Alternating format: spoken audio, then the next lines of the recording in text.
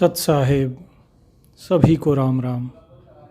आज का सत्संग बहुत महत्वपूर्ण है। आज का सत्संग आपके जीवन की दिशा तय करेगा कि आप मुक्ति की राह पर जाएंगे या फिर आप पतन के मार्ग पे जाएंगे। आज का सत्संग अंधभक्त और जो लोग सत्य नहीं सुन सकते हैं वो ना सुने, क्योंकि आज के सत्संग में आपके बहुत से भ्रम दूर होने वाले हैं। हो सकता है जो बातें आज बताई जाएं वो आपको अच्छी ना लगे, लेकिन मेरे सतगुरु कबीर साहब जी ने मुझे प्रेरणा दी है कि आज चाहे कितने कठोर से कठोर वचनों का प्रयोग किया जाए, लेकिन आज ये सत्य आपके सामने रखना है। आज ज़रूरत है आपको अपने अंदर झांकने की कि आप कबीर साहब के बताए हुए मार्ग पे चल रहे हैं या उनके मार्ग से विपरीत चल रहे हैं। फोटो लगा दिया कबीर साहब का और बाणी सारी उल्टी, कर्म सारे उल्टे। क्यों भाई? किस लिए? किस गुरु ने कहा? कबीर साहब बार बार बोलते हैं, भाई 34 अक्षर 52 अक्षर इनसे बाहर निकलो, नहीं तो मुक्ति है नहीं। जरा पूछिए, जो गुरु आपको समझाते हैं, बताते हैं, उनसे पूछिए कि कबीर साहब क्या बोलते हैं, क्यों उन्होंने वेदों का खंडन किया। क्या मुझे एक भी ऐसा शख्स बता सकते हैं जो वेदों को पढ़कर पार हो गया हो? कोई एक भी बता दीजिए जिसने कुरान पढ़े, शास्त्र पढ़े, बाइबल पढ़ी और उसकी मुक्ति हो गई हो। आप एक व्यक्ति नहीं बता सकते। अरे और तो छोड़िए, कोई ग्रंथ साहिब पढ़ के भी अगर पार हो गया हो तो वो बता दीजिए। आप एक नहीं गिना पाएंगे, एक भी। आप अपने गुरुओं से पूछिए, गुरु किस लिए होते हैं? गुरु शंकाओं के समाधान के लिए होते हैं। पूछिए उनसे कि भाई एक व्यक्ति तो बताओ हमें जो पार हो गया हो, और अगर नहीं हुआ है तो फिर इनका हमें क्यों प्रमाण देते हो कि भाई वेदों में ये लिखा है, बाइबल में ये लिखा है, कुरान में ये लिखा है, फलाने ग्रंथ में ये लिखा है, ढिकाने में ये लिखा है। इनका प्रमाण क्यों? अरे भाई, जो कबीर साहब जी ने जो बोला है, मेरे सतगुरुदेव जो बताते हैं, उस पे आप क्यों नहीं चलते हो? क्योंकि सबसे आसान राह है, कौन लोग ठगे जाते हैं? जो सरल होता है, जो भोला होता है, उसे ठगना सबसे आसान है। ये सब के सब ठग बैठे हैं। बुरी लगी मेरी बात, लेकिन सत्य है ये। क्योंकि जितने भी पार हुए हैं आज तक भक्त, सब के सब सरल हृदय के थे। किसी ने वेद नहीं पढ़ा, जिसने पढ़ा वो पार नहीं हुआ।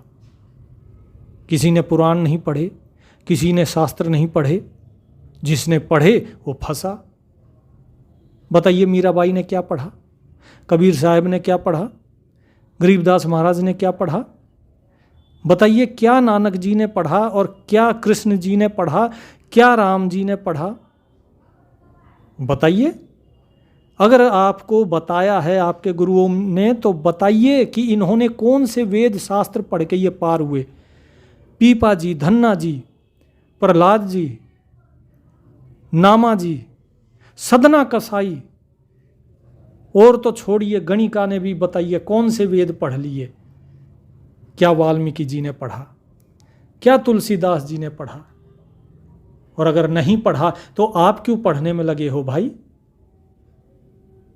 बीजक का 25वां, 31वां और 34वीं रामायणी पढ़िए और देखिए क्या लिखा है उसके अंदर।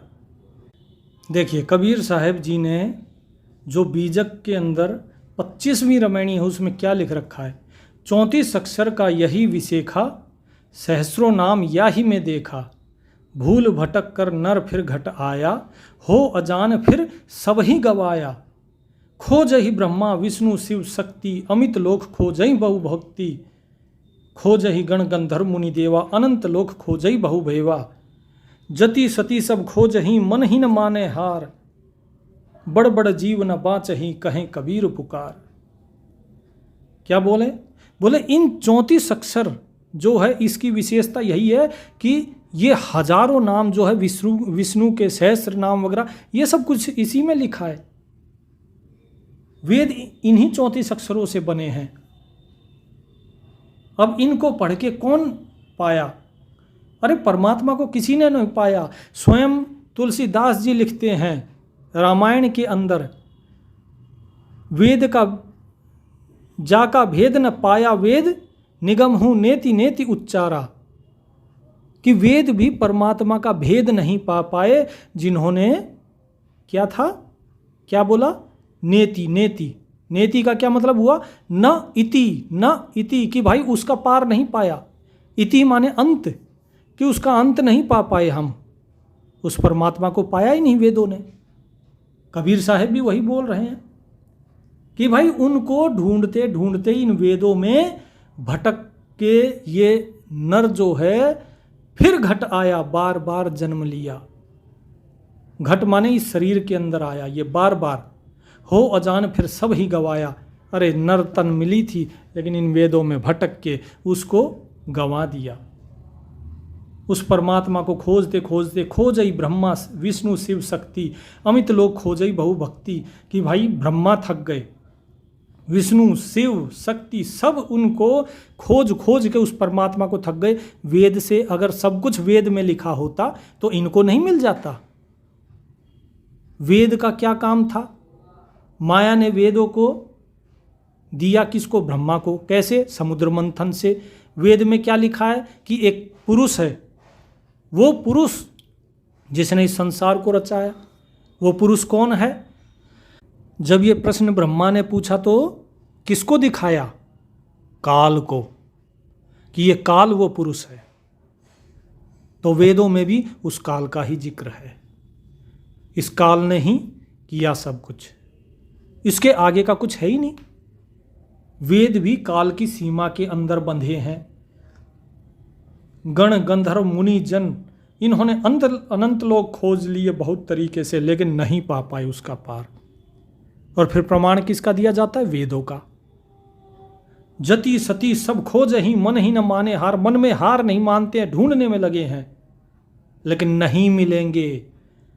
बड़ बड़ जीव न बाचही कहें कबीर पुकार, कि भाई बड़ी बड़ी बातें मत करो, नहीं मिलेगा परमात्मा, क्योंकि वेद उसका भेद जानते ही नहीं। फिर आप कहां से इन वेदों के पीछे पड़ गए? इनका प्रमाण आपने कैसे सत्य मान लिया? जिस चीज का खंडन कबीर साहब ने किया आप उसकी बात को प्रमाण मानते हो। फिर क्या बोलते हैं? स्मृति आहे गुणन के चिन्हा, ये 31वीं रमैणी है बीजक की। स्मृति आहि गुणन के चिन्हा, पाप पुण्य को मार्ग कीना, स्मृति वेद पढ़े असरारा, पाखंड रूप करे अहंकारा। पढ़े वेद और करे बड़ाई, संशय गाठ अजऊ नहीं जाई, पढ़ी के शास्त्र जीव बद करही, मूड काट आगमन के धरही। कहें कबीर ई पाखंड बहुतक जीव सताए, अनुभव भाव न दर्श ही, जियत न आपु लखाए। क्या कह रहे हैं? स्मृति पढ़ी और पाप पुण्य का मार्ग, की भाई ये पाप है ये पुण्य है, इन चीज़ों में लग गए। वेदों को स्मृतियों को पढ़ के, स्मृति वेद पढ़े असरारा, इन वेदों को स्मृतियों को पढ़ के नाना प्रकार के पाखंड के कर्म किए, और इन पाखंडों का फिर अहंकार करते हैं लोग। आज जो बताया जा रहा है वेदों का प्रमाण दे के आपको क्या बताया जा रहा है? कबीर साहेब परमेश्वर हैं, लेकिन वेदों में क्या लिखा है? कबीर देव। क्यों भाई? अगर कबीर साहेब अगर परमेश्वर हैं तो उन्होंने अपना नाम कबीर देव क्यों नहीं रखवाया? अगर वेदों में ये लिखा है तो क्यों नहीं लिखवाया? क्यों उन्होंने कबीर नाम धरवाया? और अगर कबीर ही परमात्मा है तो वेदों में कबीर क्यों नहीं आया, कबीर क्यों आया? क्योंकि कवि प्लस देव, इन दोनों को जोड़ा जाए तो बनता है कबीर देव। कवि का अर्थ होता है ज्ञानी और देव का अर्थ होता है देवता, जो आपको ज्ञान देता है वो देवता। गीता में भी यही कवि शब्द आया है। ये कवि शब्द का अर्थ है दैत्य गुरु शुक्राचार्य, ठीक है। और जो ब्रह्मा है, ब्रह्मा को भी कवि कहा गया है। ये शब्द का अर्थ है। लेकिन आपको क्या बता दिया, बोले जी यहाँ कबीर देव लिखा, देखो जी ये कबीर है। अरे भाई साफ साफ नहीं लिख सकते थे क्या? कबीर साहिब जी को क्या पता नहीं था कि मैं कौन हूँ? मेरा नाम कबीर देव है तो मैं कबीर। अरे जो स्वयं का नाम कबीर रखवा सकते हैं, पूरी कुरान में कबीर ही कबीर हो गया, जो पेज खोले उसी पे कबीर लिखा हुआ है, तो वहाँ कबीर देव भी तो लिखवा सकते थे। वो उनकी अपनी इच्छा थी, तो फिर क्यों नहीं किया ये काम? क्या वो जगत को भरमाना चाहते थे? वो भरमाने के लिए तो नहीं आए थे, वो तो मुक्त करने के लिए आए थे। तो फिर तो इसलिए मेरे भाई सत्य को जानो, पढ़े वेद अरु करे बड़ाई, संशय गाठ अजहू नहीं जाई। वेद पढ़ते हैं, बड़ाई करते हैं, हमें तो ये पता है, लेकिन संशय नहीं जाएगा, गांठ नहीं खुलेगी। वो मैं अभी आगे बताऊंगा कि कबीर साहिब क्या कहते हैं। मेरे सतगुरु कबीर साहिब ने क्या प्रमाण दिया है, वे कौन हैं? अनुराग सागर में दिया है, अनुराग सागर में भी दिया है, शब्दावली में भी दिया है, ग्रंथावली में भी दिया है। उन्होंने बार बार प्रमाण दिया है अपना कि मैं कौन हूं। अभी देखिए आगे एक रामायणी आपको और बताता हूं, 34वीं रामायणी। ये 34वीं रामायणी क्या बताती है? पढ़ी पढ़ी पंडित करु चतुराई, जिन मुक्ति मोहि कहूँ समझाई। कि तुम वेद पढ़ते हो, वेद पढ़ के तुम चतुराई दिखाते हो कि देखो जी हम जो हैं चतुर हैं, हमें वेदों का ज्ञान है। वेदों का ज्ञान तो रावण को भी था। कबीर जी पूछते हैं, जिन मुक्ति कहूँ मोहि कहूँ समझाई, कि जिसकी मुक्ति हुई है वो बताओ, तुम्हारे वेद पढ़ के किसकी मुक्ति हुई है? और खाली वेद नहीं, मैं बोलता हूँ कुरान जिसने पढ़ी, बाइबल जिसने पढ़ी, गुरु ग्रंथ साहिब जिसने पढ़ा, एक व्यक्ति बता दो जिसकी मुक्ति हुई हो। नहीं हुई, नहीं हुई, नहीं हुई, और होगी भी नहीं। क्योंकि साहिब ने जो बात कह दी कि 34 अक्षर जो हैं, जो इन 34 अक्षर 52 अक्षर में फंस गया वो मुक्त हो ही नहीं सकता। तो कैसे होगी मुक्ति? कहें बसे पुरुष कौन सा गांव, सो पंडित समझाऊं नाऊं। कि भाई वो कौन पुरुष है, कहाँ बसता है वो? अगर तुम्हारे वेदों में ये लिखा है तो बताओ मुझे, समझाओ मुझे। कबीर जी साफ कहते हैं कि नहीं है उसके अंदर, अगर है तो बताओ। लेकिन आजकल क्या बोलते हैं? बोले देखो जी यहाँ कबीर देव लिखा है, यजुर्वेद में इस सुक्ति में इस श्लोक में ये लिखा है। अरे भाई उसका अर्थ वो नहीं है। अगर उसका अर्थ वो होता तो कबीर साहब ये प्रश्न पूछते ही नहीं पंडितों से। उनको अपनी हंसी उड़वानी थी क्या? फिर भी लोगों की समझ में नहीं आती है। क्यों नहीं समझ में आती? क्योंकि भाई लोग भोले हैं, उन्होंने पढ़ा नहीं, और भोले भाले लोगों को बहकाना बड़ा आसान है। इसलिए जो काल के एजेंट बैठे हैं ये सबसे पहले भोले भाले लोगों को पकड़ते हैं कि इन्हें फंसाओ। क्योंकि भोले लोगों की मुक्ति होना बहुत आसान है, जिसने पढ़ लिया उसकी मुक्ति होना आसान नहीं है, क्योंकि उसके मन में फिर दुविधा घर कर जाती है। अब आप लोगों को इस सत्य का ज्ञान हो रहा है, लेकिन आपके मन में दुविधा घर कर गई है। उस दुविधा को साफ करना होगा, तभी आप मुक्ति की राह पे आएंगे। अन्यथा आप मुक्ति के मार्ग से भटक चुके हैं, ये सत्य है। आपको प्रायश्चित होगा। जो सत्य हो मार्ग पे जो चलना चाहते होंगे उन्हें दुख होगा आज के सत्संग से, क्योंकि वो भटक गए हैं। और जो फिर भी अंधे होके, अंधभक्त होके लगे होंगे, वो हो सकता है यहाँ से इस सत्संग के चैनल को छोड़ के भी चले जाएं। और जाओ बेशक, जिसे सत्य जानना है केवल वही यहाँ पर रुकेगा। जिसको पाखंड में रचना है भाई रचो, कलयुग है, सबको आज़ादी है। तो ये सारी चीज़ें जो है कबीर साहिब ने बताई हैं। समझिए, पढ़िए। मैं क्यों बता रहा हूँ? ताकि मैं प्रमाण इसलिए दे रहा हूँ क्योंकि आप लोग बिना प्रमाण के मानते नहीं हैं। मेरा स्वयं का जो अनुभव है, अगर मैं वो आपके सामने रखूँगा तो आप उसे मानेंगे नहीं, इसलिए मुझे प्रमाण देना पड़ रहा है। चलिए अब आते हैं अनुराग सागर पे। अनुराग सागर की 54वीं पृष्ठ पे क्या लिखा है? 54वें पृष्ठ पे कबीर साहिब क्या कहते? जीवों के लिए काल का फंदा रचना। कि जीवों के लिए काल का फंदा रचा किसने? काल ने। कैसे? बोले ओंकार है आज वेद का मूला, ओंकार में सब जग भूला, है ओंकार निरंजन जानो, पुरुष नाम सो गुप्त अमानो, सहस 88 ब्रह्मा जाया, भाव विस्तार काल की छाया। ठीक है, कि जो काल है इसने वेद को लिखा और वो ब्रह्मा को दिए। उस वेदों का मूल क्या है? ओंकार। उस ओंकार में सब जगत भूल गया। अब आप कहेंगे, बोले जी आपने नाम दिया था ओम सोहम, है कि नहीं? प्रश्न तो उठेगा, क्योंकि जब आप कीचड़ में फंसे हों तो आपको कीचड़ से निकलने के लिए कुछ न कुछ सहारा लेना ही पड़ेगा। उस कीचड़ को साफ करने के लिए कीचड़ में उतरना पड़ता है। संसार से निकलने के लिए पहले सांसारिक शब्द उस नाम को जपना ही पड़ेगा, उसके बाद फिर हम आगे चलेंगे। यही नाम आपका जो जिह्वा का जाप है, यही आपका अजपा जाप बनेगा, अजपा से अनहद जाप बनेगा, अनहद से आगे फिर सार शब्द में जाएंगे, तब ये तीनों नाम खत्म हो जाएंगे।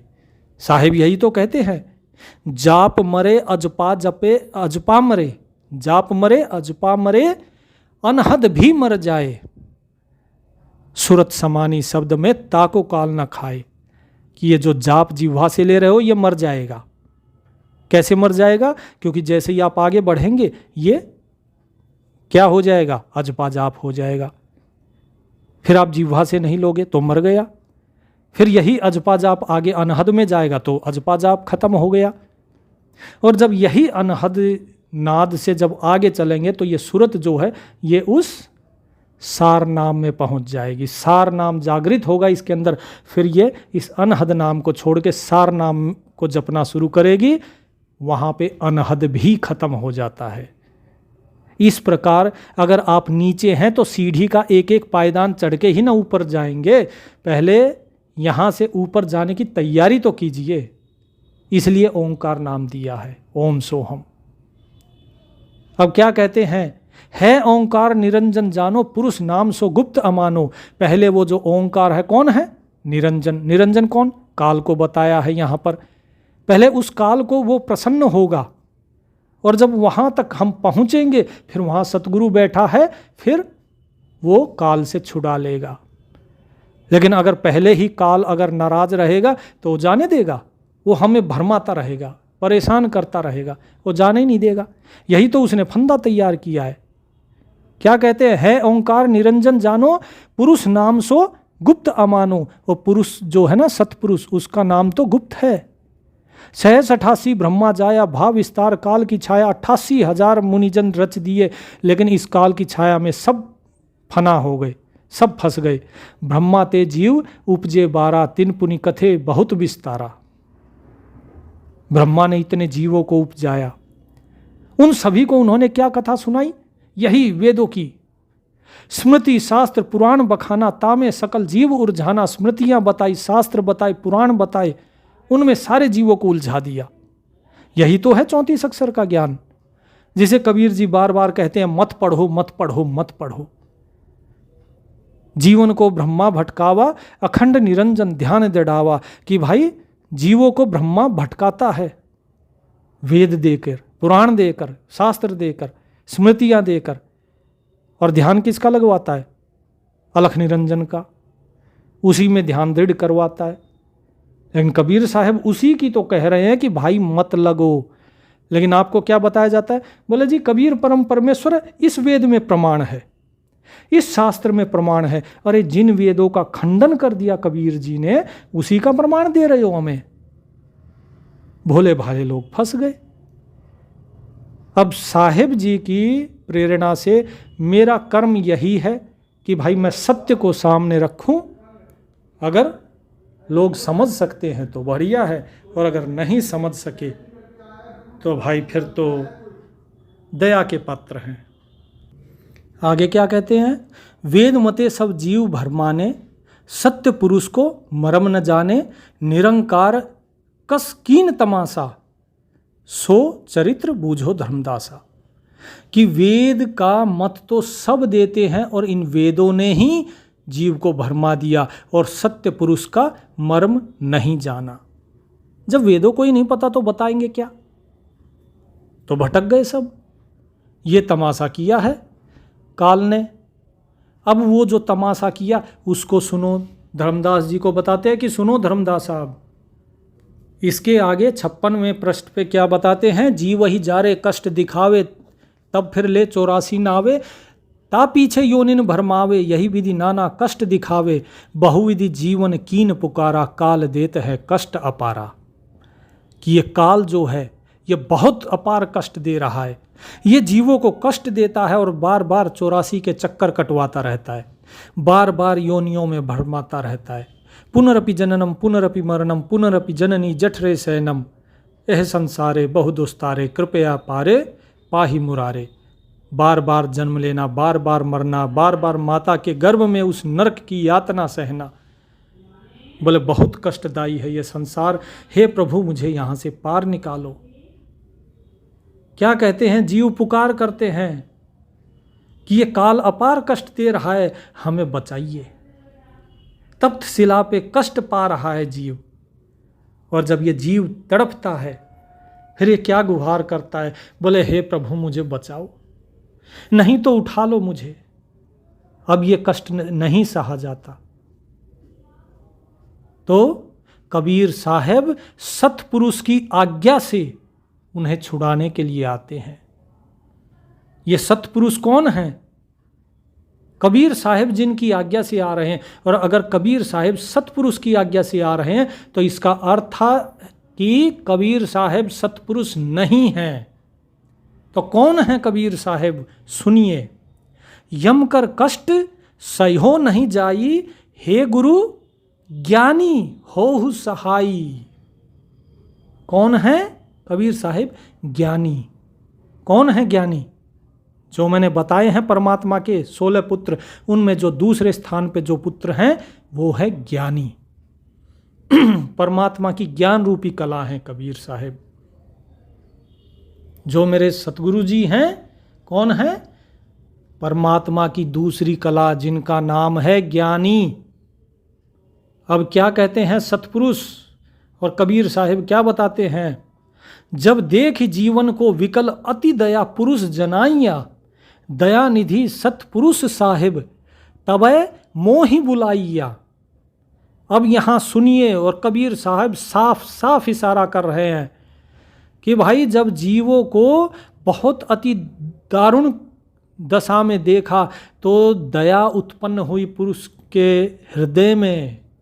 कौन पुरुष? वो सतपुरुष। वो दयानिधि सतपुरुष साहिब तबै मोहि बुलाइया, उस दयानिधि सतपुरुष साहिब ने मुझे बुलाया। अगर कबीर साहब स्वयं परमेश्वर हैं तो उन्हें कोई बुला सकता है क्या? है कोई उनके ऊपर? कोई नहीं। लेकिन यहाँ कबीर साहब साफ कह रहे हैं कि सतपुरुष साहिब ने मुझे बुलाया, यानी सतपुरुष तो कोई और है। इसका अर्थ क्या हुआ कि परमात्मा कभी भी किसी भी अवस्था में जन्म नहीं लेता, अवतार नहीं लेता, वो अपनी कलाओं को अवतरित करता है।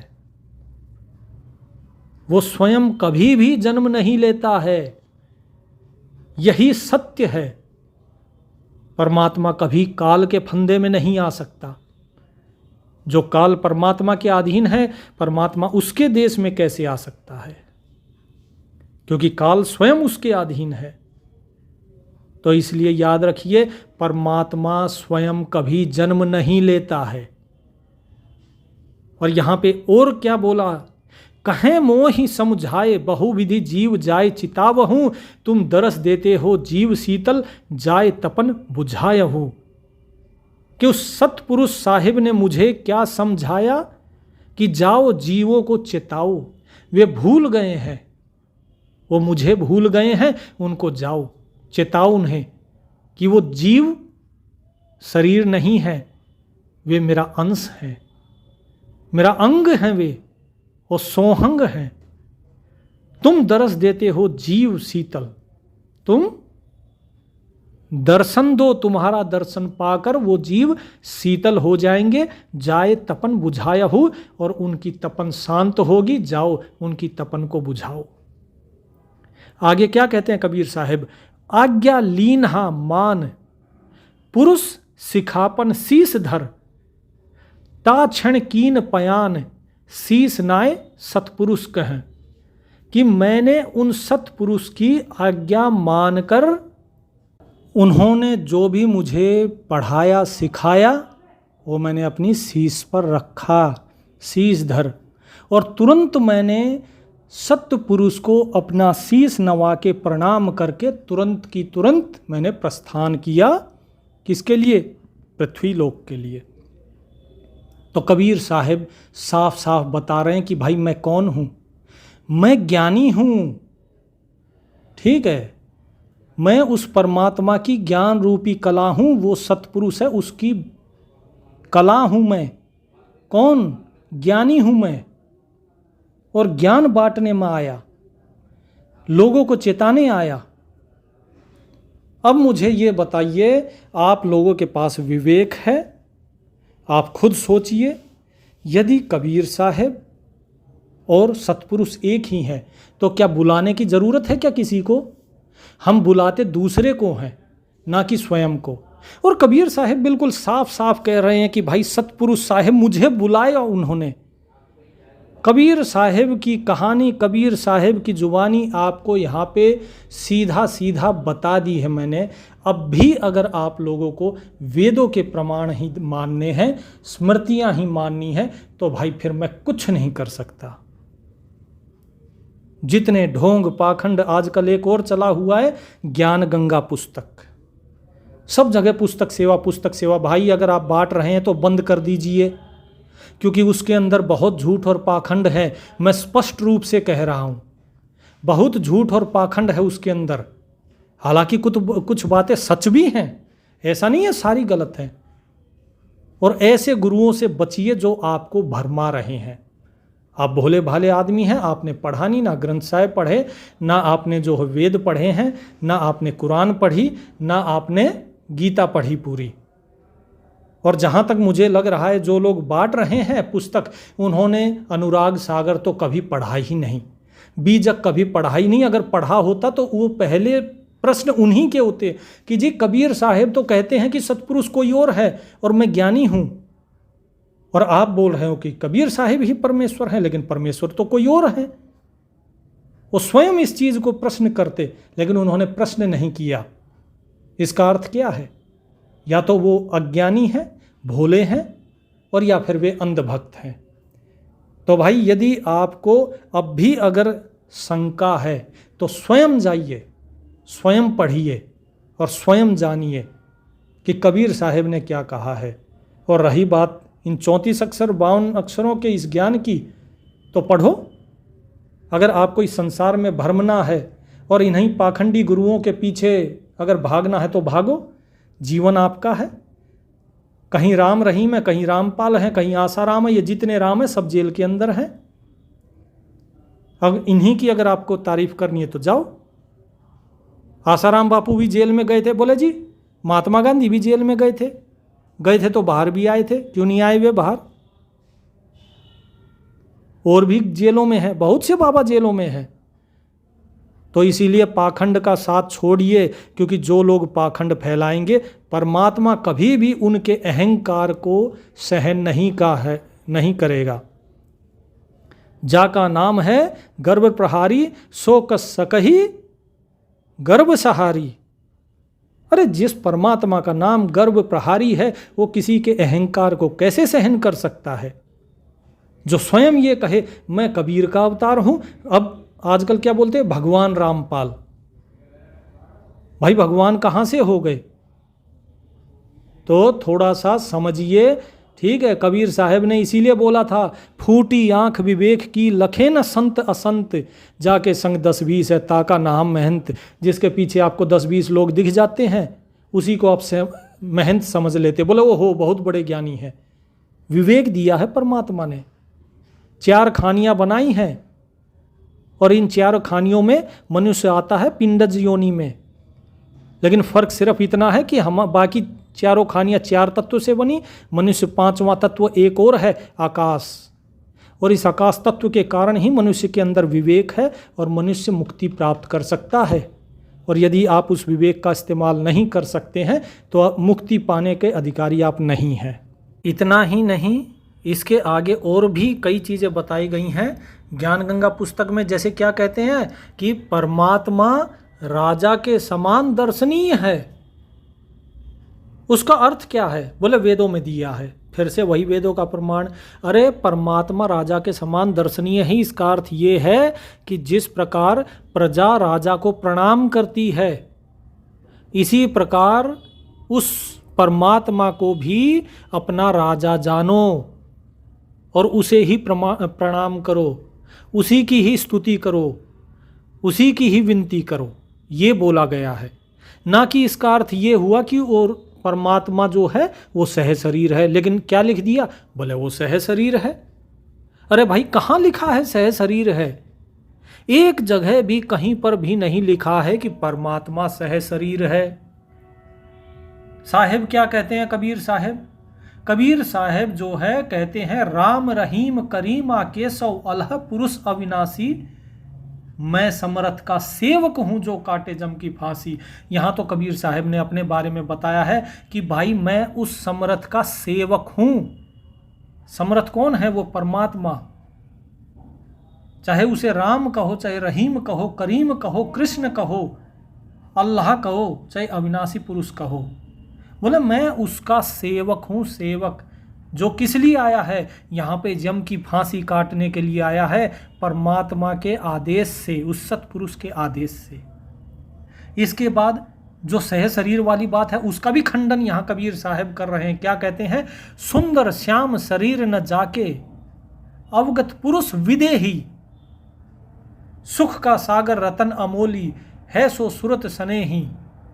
कि वो परमात्मा विदेही है, उसका कोई शरीर नहीं है, ना श्याम वर्ण का है, ना सुंदर है, ना असुंदर है। वो सुख का सागर है, अनमोल रतन है वो तो।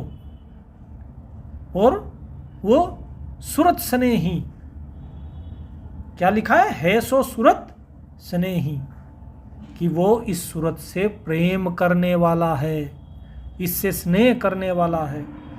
तो मेरे भाई ये जो बताई गई हैं बातें इनको समझो। मैं कबीर साहब की वाणी आपको बता रहा हूँ। अच्छा, इसके बाद और क्या लिखते हैं कबीर साहब? कबीर साहब लिखते हैं, कबीर कुत्ता राम का मोतिया मेरा नाम। कि कबीर जो है वो राम का कुत्ता है। जैसे कुत्तों का नाम होता है टोमी, मोती, इस तरह बोले मेरा मोती नाम है। और मेरे गले में क्या है? राम की जेवरी। गरे राम की जेवरी जित खींचे तित जाऊं। कि मेरे गले में तो भाई राम नाम का पट्टा लगा है, और जहां वो मेरा राम खींचेगा मैं वहीं चला जाऊंगा।